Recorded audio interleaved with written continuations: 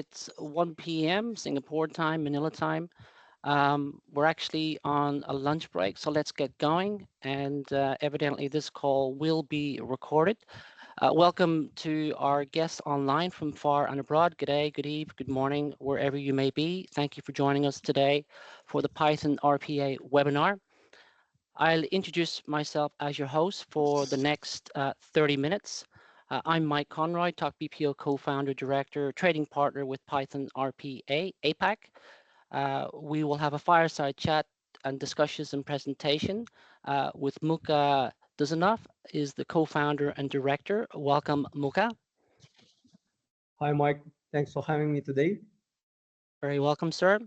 And Eugene Chamamov, head of the channel partners, Southeast Asia. Welcome, Eugene. Thanks, Mike. Hello, everyone. And finally, Berik Tuzbek, COO. Welcome as well, Berik. Hi, Mike. Excellent. In summary, today we'll be discussing the advantages of Python RPA, why use Python RPA, and how Python RPA addresses customer success stories. Please note, depending on time, an anonymous poll may be provided during and after the webinar, and a Q&A session is open for approximately 10 minutes, which is actually open now, so feel free to jump in to the Q&A, and we'll have some time to answer some questions. So let's get into it, shall we? We've only got 30 minutes, folks. So Mukam, let's start with you, please. Great to see you and be here, read this compelling and ever-changing, diversified topic for RPA. So first question, why do organizations use RPA today, Muka? Why do they use it? Well, I think there are like three major reasons for that. So basically, as you might, as I think everyone knows, like while organizations evolve, they still have like applications that we're using for 20 years or maybe 30 years. In some industries, it happened to be that there's certain applications that being used for more than 40 years.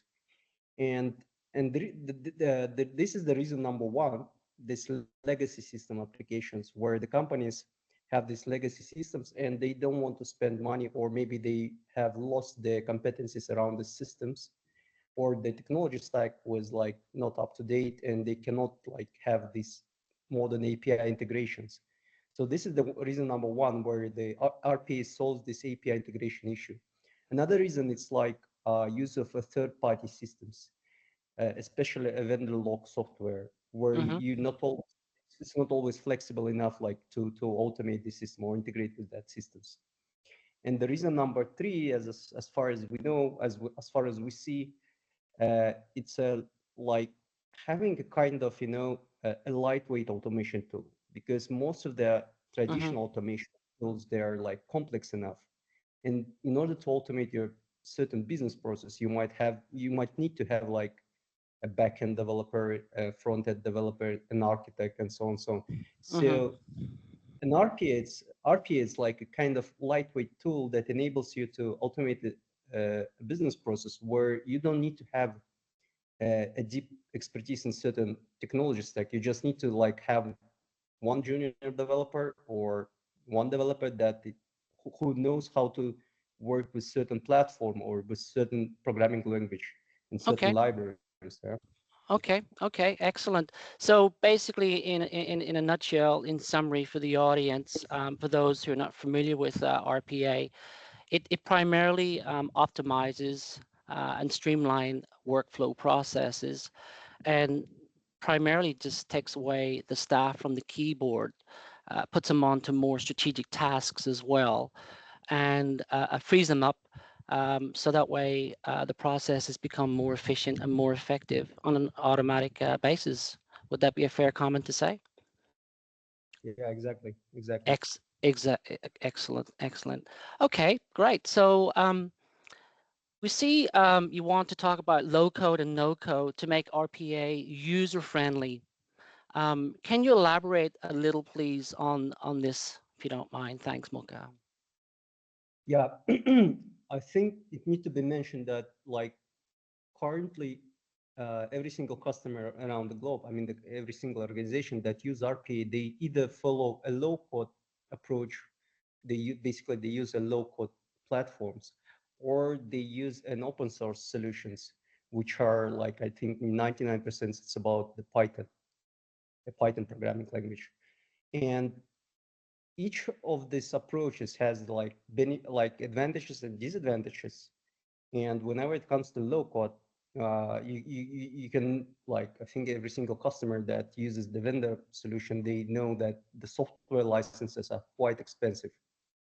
Although the low code, it's easy to use in terms of the development effort, especially when you don't have like experienced or seasoned developers.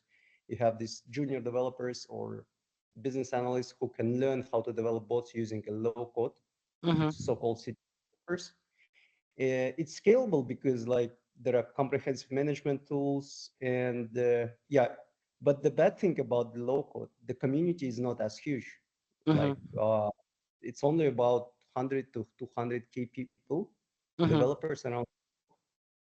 And when you compare that, when you compare low code to Python open source, like Python, it's free programming language, and Mm-hmm. libraries in Python are like perfectly fit to that RPA. But the Python requires you to have like seasoned developers so Uh-huh. that they know libraries and they know how to work with these libraries. But the problem with Python is that Python doesn't have this, management tools that Uh-huh. enables you the governance of the bots within your organization, enables the scaling, the security, and so on.